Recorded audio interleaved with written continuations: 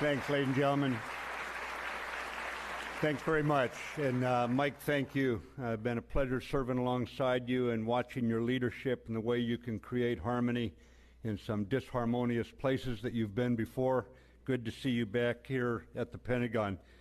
But Deputy Secretary, ladies and gentlemen of the department, good afternoon, and it's an absolute delight to be here back among you again. And I would just tell you that it's appropriate that my first chance to speak to a group in the Pentagon is in honor of Martin Luther King, Jr. That it says something. I just got lucky, I realized, with when the Vice President swore me in, but I would also tell you that this recognizes someone who stood for something, and in our memories and our hearts, and certainly by keeping his memory alive, he still stands for something that we're all very proud of. I'm equally proud of our department, partly because, like Mike says, we are leaders when it comes to this sort of thing, civil rights. A year before it was a holiday, we were already celebrating Martin Luther King Day here in the department. I've been part of the department since I was 18 years old in 1969, which is in the last millennium for you young people here. But I'm also proud of the department for things that happened long before I ever joined it. Last Friday night, soon after taking the oath, I sent the message out to the department, and I wrote that our nation needs to only look to you, the uniformed and civilian members of our department and your families, to see the fundamental unity of our country. And I think, ladies and gentlemen, anyone who's taken the oath has experienced that unity. We've experienced a co-equal commitment, didn't matter what rank you were, didn't matter if you're civilian or military, a co-equal commitment across this department to the mission, and it's a mission that calls for all hands to strive together and to fight together and to look out for one another. Today we observe the legacy of a man up here on the board behind me, a man who has called upon Americans many times to strive together and to fight together and to do their duty in the long struggle for equality and civil rights. In our nation's history, our military has often served as an example to the American people of unity and strength, of how a diverse group of people can be motivated, even under austere or grim conditions of the battlefield, to come together as equals. As far back as November 1805, in the first decades of our experiment in democracy on this continent, two young Army officers led a special unit, the Corps of Discovery, across the harsh landscape of North America to the Pacific Northwest. They arrived at the Pacific Ocean at the mouth of the Columbia River and faced months of cold and deprivation before the snows would melt and they could return home to the east. In this perilous situation, the unit was confronted with the choice of where to build their winter camp, and they had to look across the raging mouth of that river spilling into the ocean, and they had to take a decision that could cost them their lives.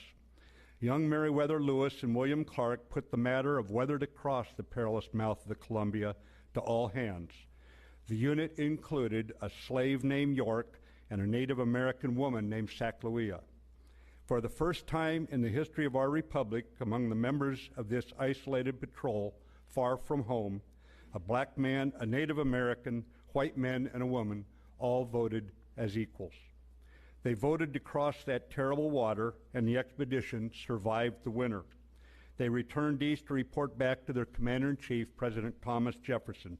They accomplished their mission to find the best route to the Pacific, and it was an all-hands effort. Military service in America is a touchstone for American patriots of all races, genders, creeds. The men and women of the Department of Defense, military and civilian, reflect the diverse and selfless character of our national defense and have done so long before our nation had reached the level it has reached today in terms of civil rights. Our armed forces are stronger today because of the perseverance of Dr. King and so many others in this country who have fought for civil rights and equality for all. And we can trace our department's roots back to an Army patrol in 1805 when we listened to our better angels, and on this day of action, we are inspired to continue being a model for our nation. So thank you all for being here. Thank you for continuing to defend this experiment in democracy. It's an absolute delight to be back among you, and I'm reminded of that especially on Martin Luther King Day. Thank you very much, ladies and gentlemen. Mike, Stacy.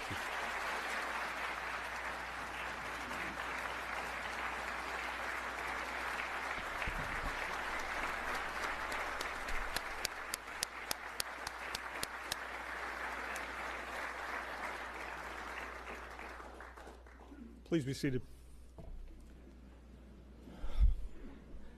Again, not surprised by his being here today, but certainly it was a privilege to have him join with us and share those remarks. And now I have to tell you, when we first presented the question to General Harris about sharing some reflections, some observations, some remarks with us here today, it took about that long for her to accept and to say, sure, when? Just tell me when, I'll be there. And so we are very thankful for that. You can read her bio, but like many who've risen to the senior ranks of our General Officer Corps, she's had tremendous success in all the command and staff positions across the Air Force, has been an excellent officer, and we are just privileged to have her here with us here today. She's currently the Assistant Vice Chief of Staff of the Air Force and the Director of the Air Force Staff. Ladies and gentlemen, Lieutenant General Stacey Harris.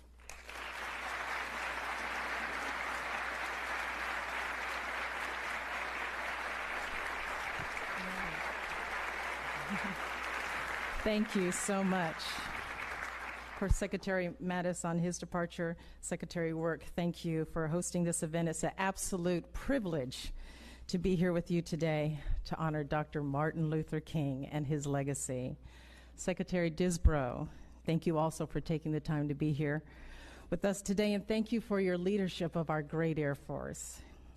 Mr. Rhodes, thank you for the kind introduction, and more importantly, thank you for your long and distinguished record of dedication and service to the men and women in uniform.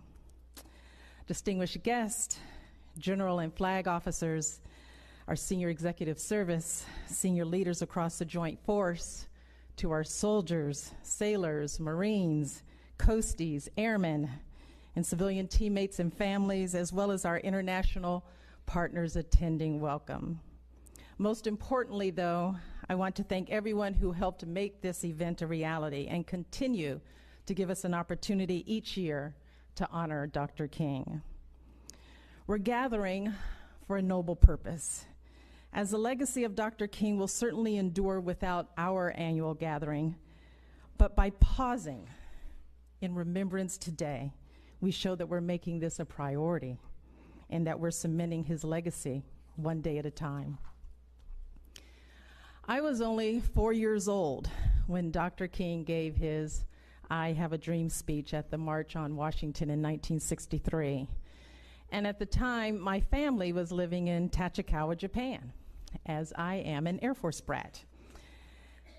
And when I look at the pictures from back then, when I was 4 years old, taken from birthday parties with other children, I was already living in the world that Dr. King mentioned, of where little black boys and black girls were able to join hands with little white boys and white girls and walk together as sisters and brothers, because our military at the time was integrated in leading our nation's journey into segregation. My connection to Dr. King began, though, when I was nearly 9 years old, when he was assassinated on that fateful day on the balcony of the Lorraine Motel in 1968. And although even then I didn't quite understand the magnitude of the man he was, what I witnessed from my parents, from our friends, from the television coverage, was the emotion of extreme sorrow and grief. By then, we were living in Newburgh, New York, because my father was stationed at Stewart Air Force Base. Racial tensions in Newburgh were already smoldering, and the death of Dr. King was like adding fuel. And the emotions of sorrow and grief turned to outrage and anger that turned Newburgh into a fire of civil unrest. Out of the ashes of the fires, though, of anger and despair that roared across our nation, wisdom and righteousness prevailed. As the Fair Housing Act, which was called the Civil Rights Act of 1968, was passed shortly thereafter, it prohibited discrimination concerning the sale, rental, and financing of housing based on race, religion, national origin, and sex. And although the bill was the subject of a contentious debate in the Senate, it was passed quickly by the House. The days after the assassination of Dr. King, it was signed into law by President Johnson exactly 1 week following Dr. King's death. The act stands as the final great legislative achievement of the Civil Rights era. In life and death, Dr. King was a catalyst for change.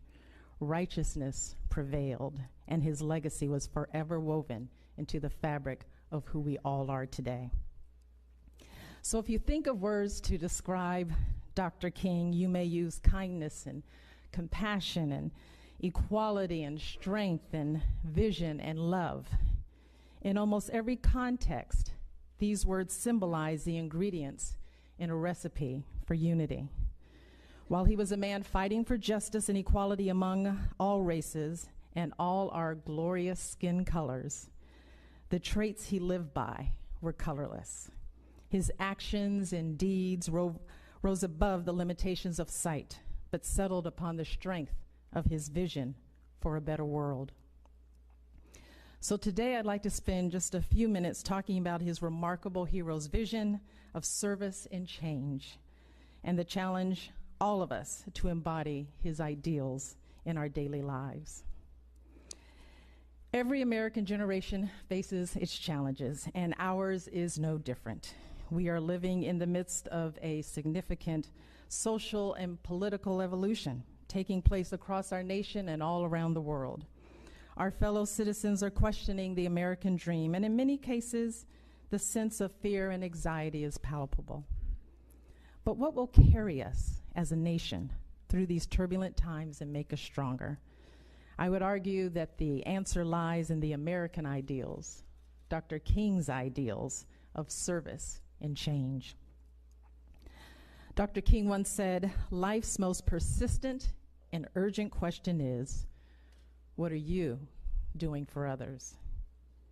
You all serving our country understand the importance of this message more than most. It's what sets you apart and why your fellow citizens hold you in such high regard. In fact, many of our brothers and sisters have embodied the truest form of selfless service and courage, giving their lives for the security of our nation and the values we hold so dear. The spirit of service is hardwired in our DNA, men and women in uniform, and I would argue that it's also hardwired in all Americans. Regardless of race, color, creed, religion, as Americans, service is inherent in our character and in a great degree defines who we are as a nation. Dr. King believed in a nation of freedom and justice for all and encouraged all citizens to live up to the purpose of potential of America, to make this country a better place to live. And I say there's rarely a better way than we can do this than through daily service to others. In our military,